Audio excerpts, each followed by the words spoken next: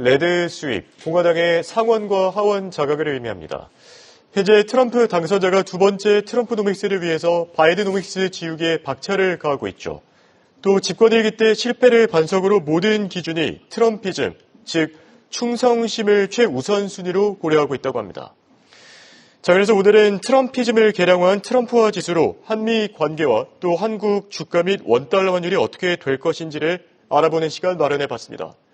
도움 말씀에 한국경제신문의 한상춘 논설위원 나와 계십니다. 안녕하십니까? 네, 안녕하십니까? 자, 시장에서 트럼프 트레이드가 강하게 나타나고 있거든요. 지난주 어떻게 보셨습니까? 네, 우리가 8년 전에 트럼프가 당선된 이후에 상황을 좀 이렇게 비교해보면 당시에는 좀 당선되더라도 정치 신출내기이기 때문에 굉장히 세련되지 못했거든요. 예. 오히려 본인 자신의 이렇게 앞세우기에 나섰기 때문에 정작 인수해서 여러 가지 정권이라든가 이런 이체에 따른 그런 것을 제대로 진행하지 못한 데 반해서 예. 이번에 당선돼서는 굉장히 세련되게 나오고 예상과 달리 본인보다는 사실 경제정책이라든가 그다음 인선이라든가 이런 게 빠르게 가져가는 예. 이런 모습이 차비가 된다. 그래서 상당히 기대가 높아진다 이렇게 보게 됐습니다. 트럼프는 한마디로 몰로주의라는 표현을 나오고 있죠. 시청자 여러분 아시겠지만 몰로주의는 미국의 국익을 증대시키는 우선하는 주의라는 것은 잘 아실 겁니다. 예. 그래서 트럼프 몰로주의가 미국 경제를 당초보다 더 강하게 할 것이다. 경우에 따라서는 바이든 정부의 이렇게 경제 성과보다는 더 강하게 만들 것이다. 이런 쪽이 나오고 있습니다. 예. 자, 레드 스윕. 이제는 이건 달성되는 것 같습니다. 하원의가 이제 16석이 이렇게 남아있는데요. 이 중에 8석이 공화당이 이렇게 우위의 지역이거든요. 그렇죠. 지금 레드 스윕에서 마지막 남은 하원에서 보면 사실은 지금 5석 정도만 공화당이 더 차지하면 되는데요. 무난할 것 같습니다. 예. 그래서 우리가 백악관뿐만 아니라 상하원까지 되면 국정 운영의 1기 때보다는 상당히 탄력을 받지 않겠나. 그렇죠. 그리고 트럼프 집권 2기에는 양질의 사람만 들어와라. 양질의 기업만 들어와라. 양질의 자본만 들어와라. 미국에서 이렇게 보면 이렇게 불법 이민이라든가 또 이렇게 바이든 정부의 그냥 리쇼링 정책에서 들어왔던 기업들은 선별하겠다는 입장. 그래서 예. 미국 경제를 한 단계 더 끌어올리겠다는 입장. 이런 것이 미국 경제의 희망으로 되는 상황이고요. 자연스럽게 우리가 달러 임페리얼 서클이 지난주에 메가 임페리얼 서클로 바뀌는 이런 모습도 나중에 메가 임페리얼 서클의 실체에 대해서 예. 제가 한번 말씀드리겠습니다. 그러다 보니까 트럼프 트레이드가 더 강하고 더 이렇게 시간이 좀 길게 가지 않겠느냐 이렇게 보고 있습니다. 이런 것이 시장의 기대에 반영해서 10년물 금리가 다시 4.4% 재도파하고 달러 인덱스가 104대로 진입해서 100을 근접하는 모습을 보이고 있습니다. 가장 피날레는 테슬라와 비트코인이 그렇죠. 되겠죠. 비트코인이 8만 달러 넘어서 여러 가지 좀 낙관적 기류가 나오고 있어요. 예. 그리고 최대 우리가 황태자라는 표현을 썼습니다는 그렇죠. 테슬라의 일론 머스크가 최대 이렇게 지금은 하이라이터가 되고 있죠. 예. 그래서 미국에서 이렇게 보면 지금까지 이렇게 보면 텍스 마닝 기법 보면 오히려 트럼프보다는 이 테슬라 일론 머스크가 더 회자가 되는 이런 분위기예요. 결과적으로 주가에 반영해서 지금까지 당선 직후의 거래 기준으로 3일인데요. 25% 상승했습니다. 시총이 1조 달러가 넘었습니다. 그렇죠. 과거에는 M7 종목에 탈락돼서 시총이 10위권 밖으로 이전됐었는데요. 이것이 M7 종목에 다시 재편입되는 양상입니다. 일부에서는요. 시총이 1위까지 가지 않겠느냐 이런 쪽에 트럼프 집권 이기네 이런 시각도 좀 상당히 많이 나오고 있어서 예. 아마 김철민 PD께서 아까 하이라이트 방송에 테슬라와 관련된 일론 머스크 방송을 집중적으로 얘기했는데요. 아무튼 최대 히어로는 일론 머스크가 되는 것 같습니다. 네, 알겠습니다. 이렇게 말씀해 주신 것처럼 트럼프 트레이드가 본격적으로 나타나고 있는데요. 중국 쪽 행보에 이제 관심이 많이 집중되고 있습니다. 중국이 대규모 재정을 통한 경기 부양책을 또 발표했는데 그 내용도 같이 짚어주시죠. 네, 트럼프가 부각되고 예. 트럼프 트레이드가 되면 가장 위축되는 게 중국이죠. 그래서 중국이 어떻게 나올 것인가가 지난 금요일에 상무위 내용인데요. 예. 너무 미국 중심으로 이게 되니까 사실 세계 경제 질서는 미국과 중국이 같이 가는 구조에서 이게 선순환되면 세계 경제 좋은 거고 악순환되면 세계 경제 나쁜 그렇죠. 이렇게 가는데요. 이런 측면에서 지난 주말에 재정 정책 규모가 나왔죠. 그 내용을 좀 잠시 말씀드려야 예. 미국의 트럼프에 대한 더 명확하게 부각될 것 같습니다. 구의사 대책위의 금융 완화를 중심으로 해서 5차례 했습니다. 한 달 만에 5차례입니다. 5차례. 이건 뭐 경기 부양책이냐 하는 각도에서 시청자를 판단에 맡기겠습니다. 경기 부양책은 사전에 세심한 배려와 향후의 경제 전망을 토대로 해서 한번 부을 때 시장의 기대를 충족시킬까 한번 보여야 되는데요. 연일 그 기대에 충족하지 못함에 따라서 한 달 만에 5번 나왔습니다. 예. 모든 정책금리 내렸습니다. 그 다음에 헬리콥터 배행식으로 돈을 풀었습니다. 근데 정작 필요한 것이 두 가지인데요. 위기의 본질에 얼마큼 접근하느냐. 그리고 재정정책이 빠졌다. 부채 그렇죠. 문제는 재정정책이거든요. 예. 그래서 이번에 그 재정정책 규모이 발표됐었는데요. 상당히 좀 적게 나왔습니다. 우리가 이제 예상은 금융위기 당시에 중국이 사실 그 금융위기 문제를 극복하는 데에는 GDP 한 13%, 그때 당시에 한 13조 위안 정도 됐었는데요. 예. 이번에 발표됐던 규모를 보면 GDP의 8%, 한 10조 정도로 발표됐거든요. 위안 정도. 예. 이렇게 되기 때문에 시장의 기대 수준은 상당히 좀 이렇게 적다 이렇게 보시면 되겠습니다. 자막이 좀 안 들어가서 그렇습니다. 결과적으로 보면 재정정책 규모가 14조 정도 되는데 13조 정도 기대됐는데 예. 지금 10조 원 정도 이렇게 10조 위안 정도 발표되는 상태에서 시장의 기대를 충족시키지 못하는 이런 상황이거든요. 그렇죠. 트럼프가 당선되면 사실 13조 원보다 더 늘어나야 될 거로. 왜냐하면 적으로 간주는 트럼프 입장에서는 예. 중국을 때리게 나서면 여기 완점시키려면 시장의 기대 13조보다는 더 늘어나야 되는 게 시장의 관심사였거든요.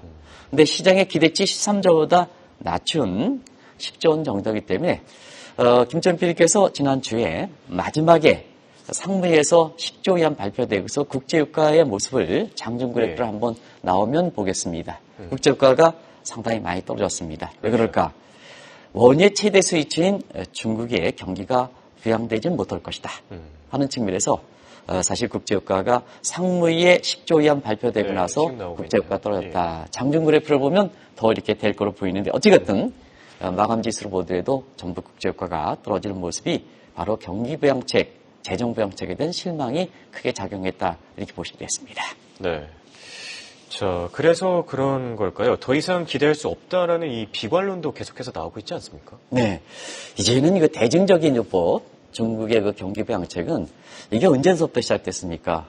우리 이 방송을 통해서 2022년 공산당대, 20차 공산대에서 수시로 금융완화책을 발표했죠. 그렇죠. 그때마다 무슨 그 원수를 진 게 아니고 예. 위기의 본질에 접근하지 못했기 때문에 일부 중국에서 이렇게 공부했던 사람들 같은 경우는 이번은 다르다 하지만 예. 이 방송을 통해서는 주기차게 위기의 본질에 접근하지 못하기 때문에 결과적으로 효과가 적을 것이다. 예. 결국 효과가 적게 나왔죠. 이번에 구의사 대책도 금융완화 대책에 5차례 아주 그냥 돈을 세게 붓습니다는 사실 그 시장에서 증시에서는 그렇게 반영하지 못하는 이런 측면이다 이렇게 됐습니다. 예. 자, 위기의 본질 시청자 여러분, 이건 당순 생산하면서 가지고 잠시 보여드리겠습니다. 중국 노동 집약적 산업입니다. 근데 절대 인구가 감소하고 있습니다. 생산 가능성 인구는 더 떨어지고 있습니다. 근데 해외에서 글로벌 솔루션, 해외에서 사람을 데려올 수 있느냐, 사회주의 국가가 어렵습니다. 자본, 서방 기업 전부 중국 탈출에 의해서 토빙큐 레이쇼가 굉장히 떨어지고 있습니다. 그래서 자본이 국내 자본만, 중국 자본 가지고 중국 예. 기업을 하다 보니까 자본의 낙후성이 증대되는 거죠. 그 다음에 노후 SOC, 자연재해로 인해서 댐 파괴 뭐 이렇게 해서 지금은 재정 문제에서 지방의 부채 문제로 인해서 여기서 복구를 못하고 있습니다. 그러면 SOC가 부각되면 예. 우리 허스마니에게는 백워드 포워드 링케지 업계에서 민간을 효율적으로 지원하지 못한다는 얘기거든요. 그런 것이 결국은 생산성의 낙후 문제로 나오고 있다고 됐습니다. 예. 노동 생산성은 미국의 절반에도 미치지 못하고 있습니다. 그 다음에 자본의 생산성은 미국의 30%도 미치지 못하고 있습니다. 특히 중요한 게 자본의 생산성 문제인데요. 미국의 30%도 못 미치고 있습니다. 이게 중국 경제가 갖고 있는 근본적 문제다. 근데 위기의 본질은 기득권 문제와 관련되어 있습니다. 시진핑과 시진핑의 시진핑의 기득권을 이렇게 사실 포기해야, 희생해야 이 근본적 문제에 대한 접근도가 되는데요. 이걸 포기하지 못하다 보니까 캠플 주사, 마약 주사는 나쁘겠죠. 그때 인민들의 고통이 들어 그러다 보니까 돈이나 좀 뿌려줘. 이런 쪽이 되죠. 근본적 문제가 되지 않았기 때문에 그래서 앞으로 이제 이번을 계기로 해서 중국에 대해서 근본 문제에 대한 접근 없이 이렇게 돈을 뿌려대는 것이 금융적이든 재정적이든 어떤 정책이 나든 간에 사실 경기 부양 효과는 적을 것이다. 예. 이렇게 보는 시각이 일반적이다. 이렇게 보게 됐습니다. 맞습니다. 이 근본적인 문제를 건드리지 않고 있기 때문에 효과가 적을 수밖에 없다라는 생각이 충분히 들기도 하고요. 네네. 자, 트럼프 얘기로 다시 돌아가서 트럼프 당선자가 집권 2기 때 반성을 계기로 집권 2기 때는 이 구성 그리고 대내외 정책에 있어서 최우선시 삼는 이 기준이 있다고 합니다. 이 기준이 바로 충성심이라고 하는데 어떻게 보시죠? 네, 충성심이죠.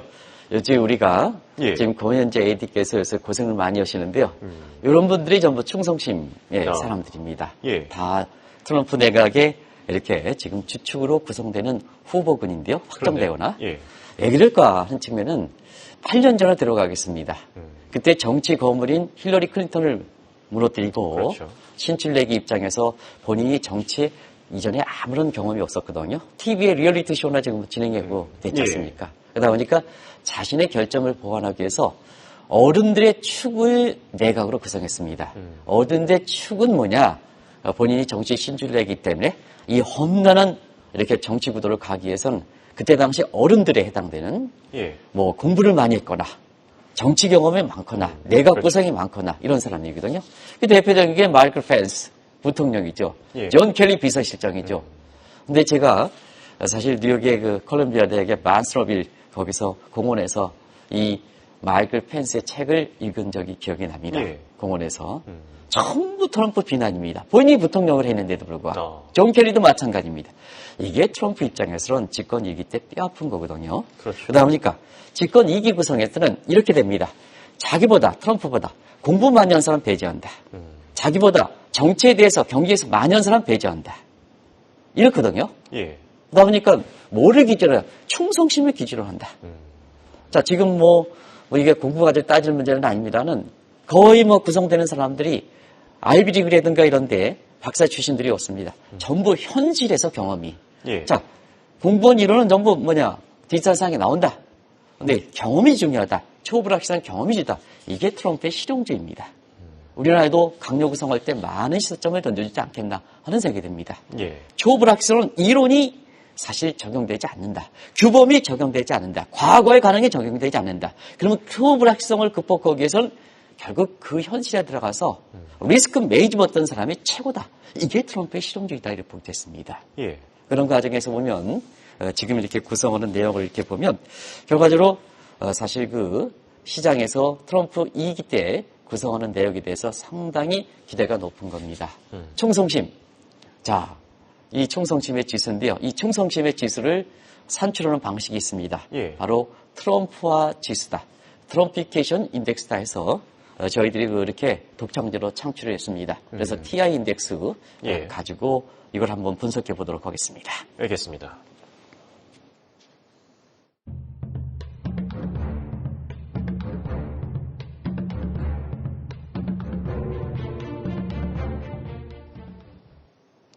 트럼프와 지수, 트럼피피케이션 인덱스, 앞으로 자주 거론될 단어가 되지 않을까 생각이 드는데요. 이 TI는 어떻게 산출되는지 그 개념부터 먼저 설명해 주시죠. 네, 트럼프화 지수는 사실 최근에 많이 유행하는 텍스 마이닝 기법에 의해서 예. 이번에 그 IMF에서도 일본화 지수가 이렇게 발표돼서 우리나라 입장에서는 굉장히 이게 좀 화제가 되는 지수거든요. 예. 나중에 한번 수요일 정도에 KDI에서 경제 전망, 우리 경제 전망을 할 때 이 예. 지수를 좀 시청자분들한테 소개해 드리겠습니다. 알겠습니다. 제페나이제이션 인덱스권을 어떻게 구성하느냐 하는 것을 잠시 말씀드리면 미국에서는 일본인 교수들 유명한 경제학 교수가 있습니다. 하나는 하마다 고이치 씨. 예. 뭐 시청자 여러분 누군지 아시죠? 바로 아베 정부 때 아베노믹스 이론적 토대를 해서 저희가 한국경제TV의 송재조 사장 당시에 그때 워낙 우리 입장에서 중요하기 때문에 이분을 그 두 번에 걸쳐서 글로벌 금융 컨퍼런스에서 많은 화제를 몰았던 사람입니다. 예. 그 예일대 교수입니다. 근데 컬럼비아 대에서는 바로 타카모시 이토라는 교수가 미국의 양대 일본인 교수입니다. 이분이 산출했습니다. 예. 기준금리, 그다음에 소비자 물가 상승률 GDP 갭으로 해서 이 GI 지수가 재팬아이 지수가 낮을 때는 잃어버린 10년 가능성이 있다 이렇게 보시면 됐습니다. 그러면 이것을 모토로 해서 자 우리가 소위 트럼피케이션 인덱스는 어떻게 구성할까 하는 것을 잠시 말씀을 드리면 여기에 텍스트 마이닝 기법을 도입했습니다. 예. 그래서 그것이 사람의 성향이든 말이 되죠. 사람의 성향이든 아니면 공약에 대해서 친트럼프든 중국 뭐 이런 문제 관련해서 친트럼프 성향이면 플러스 1점, 그 다음에 반트럼프 성향이면 마이너스 1점 해서 이것을 가지고 인덱스로 산출했는데요. 예. 내각 구성이라든가 그 다음에 대외관계라든가 그리고 미국의 대내 정책이라든가 유망산업이라든가 주식 종목이라든가 이런 데 명확히 드러나는 점이 있습니다.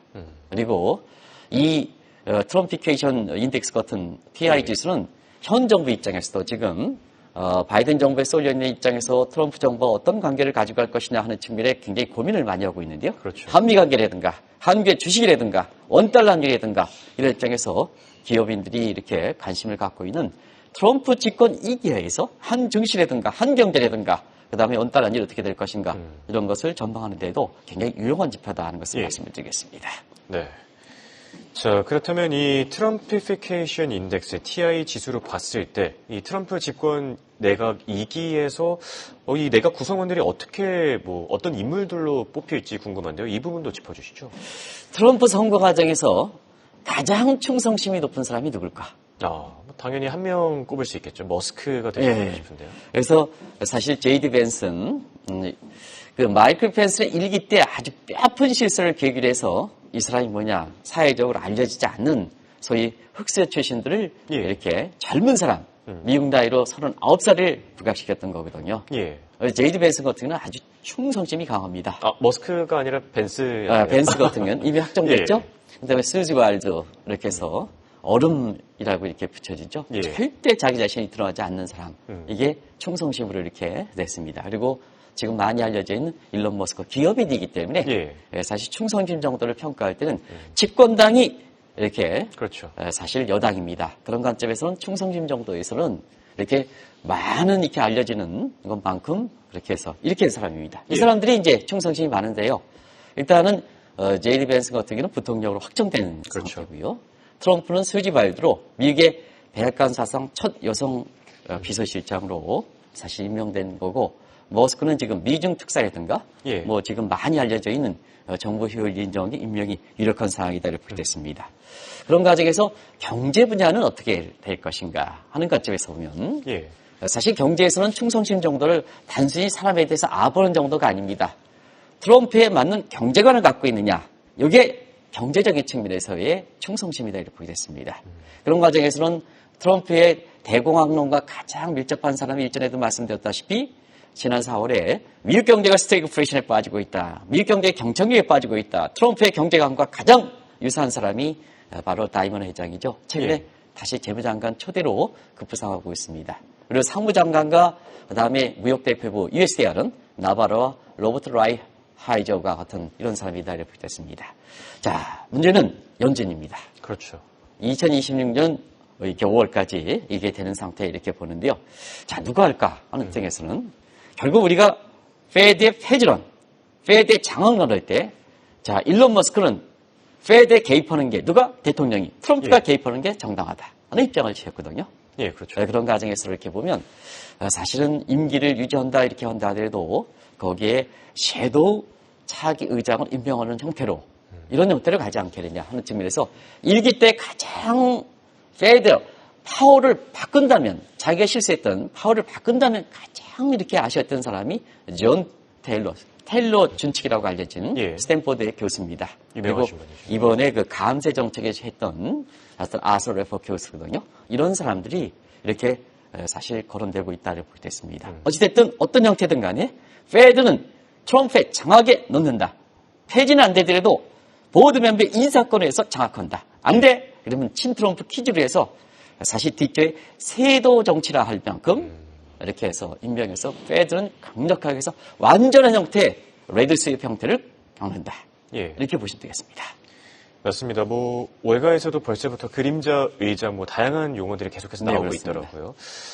자, 그렇다면 투자 관점에서 봤을 때 트럼프와 지수를 볼 때 앞으로 돈을 벌 수 있는 유망한 재테크 수단 아니면 국가가 있다면 어디로 보시죠? 네, 개별이 TI 산출해가지고 했는데요. 시간이 다 돼서 좀 자막 가지고 짧게 순서로 보시겠습니다. 예. 자, 자막을 한번 보여주시면 일단은 TI를 볼 때 소외됐던 바이든 정부 대상이 유망하다 이렇게 볼 때 있습니다. 3대 지수로 보면 러셀 지수가 가장 유망하게 나오고 다우 지수, 나스닥 수로 나옵니다. 왜 러셀 지수가 가장 유망하게 나올 것인가? 중소기업이 관세 때문에 그렇습니다. 관세 때문에. 그래서 러셀 지수가 가장 강하게 부각된다 하는 것을 말씀드리고 예. 유망 투자국으로 보겠습니다. 아르헨티나가 가장 유망하게 나옵니다. 요즘 아르헨티나가 가장이죠. 말레이가 예. 트럼프 정부를 소용하죠. 이스라엘이 지금 트럼프가 당선되니까 중동 정세의 주도권을 쥐고 아주 연일 때리고 있죠. 그 다음에 캐나다 순으로 나오고 유망 섹터는 시청자 여러분 아시겠습니다. 1차 에너지, 부동산, 금융, 제조업 중에서 전통 제조업 이렇게 나옵니다. 예. 반대로 기피해야 될 것을 한번 보겠습니다. 다들 아시겠지만 중국 적으로 삼고 있습니다. 그리고 이란도 적으로 삼고 있습니다. 이라크, 브라질, 대만 이런 식으로 나옵니다. 예. 기피 투자 섹터 이렇게 보면 기후변화, 구글든 일부 재테크, 예. 이건 여행죠. 이거는 불법 이민이라든가 이런 것들, 미국으로 오는 것을 제한하기 때문에 그렇습니다. 역시 관심은 테슬라다. 그렇죠. 스페이스X 예. 같은 테슬라 관련된, 일론 머스크와 관련된 이런 주식이 유망하다. 근데 과연 그렇게 지금 기대수로 갈까? 예. 그 측면은 기업입니다. 기업입니다. 기업인 입장에서는 또 여러 가지 변수가 있다는 것을 말씀드리겠습니다. 알겠습니다. 자, 결론에 맺어 보겠습니다. 문제는 우리나라가 되지 않을까 싶은데요. 트럼프와 지수를 볼 때 한미 관계와 주가 그리고 원달러 환율은 또 어떻게 될 걸로 보십니까? 이것도 자막을 통해서 한번 말씀드리겠습니다. 예. 현 정부 입장에서는 굉장히 고심을거리게 보이는데요. 우리가 좀 불리합니다. 일단 지정학적으로 보면 11월 지정학적 위기설을 때 말씀드렸습니다는 푸틴은 이번에 트럼프 당선 때 웃음을 사실 숨겼다 이렇게 할 만큼 대단히 그렇습니다. 그런 과정에서 우크라이나 전장도 지금 트럼프의 협상에 따라서 사실 우크라이나 불리한 쪽으로 이게 종결되지 않겠느냐는 기대가 있거든요. 예. 반면에 이스라엘은 전폭적으로 지역이기 때문에 중동 정세는 더 이렇게 확장되지 않겠느냐 이런 쪽에 나오고 있습니다. 어쨌든 푸틴이 이렇게 관계가 좋은 상태고요. 그 다음에 김정은도 레버리지 잡들이해서 비교적 트럼프가 이번에 대선 과정에서도 굉장히 김정은을 우호적으로 얘기하고 있습니다. 예. 한국은 지정학적 측면에서 프리라이딩 문제에서 이렇게 분담금 지급 문제가 있어 굉장히 불리한 환경이죠. 그렇죠. 경제적 측면에서 한번 보겠습니다. 경제적 측면에서는 너무 이제 바이든 정부의 현 정부 입장에서 기업이라든가 이런 측면에서 너무 이 리저널 정책이라든가 IRL 같은 이런 쪽에 너무 편향적으로 간 것이 아닌가. 그래서 그 세부적 내용을 좀 말씀드리고 싶습니다는 시간이 다 돼서 빠른 시일 내에 현 정부 입장에서는 트럼프와 새로운 관계를 모색해야 되지 않느냐. 그렇죠. 이걸 꼭 좀 말씀드리겠습니다. 예. 근데 이 개선 정도로 나올 때 원달러과 한국의 주가 모습이 다하겠습니다는 현재를 전제로 하겠습니다. 예. 현재를 전제로 할 때는 코스피 3,000 도달하기가 굉장히 힘든 상황이다. 그리고 원달러 환율은 시간을 갖고 1,400원대 진입한다. 지난 주말에 원달러 환율 1,395원 바짝 예. 나가서는 모습이 다시 바짝 서는 모습 그렇죠. 보이죠? 그래서 1,400원대에 진입한다. 이걸 감안해서 투자자든 한국에 이렇게 외환 정책을 침해야 되지 않겠느냐.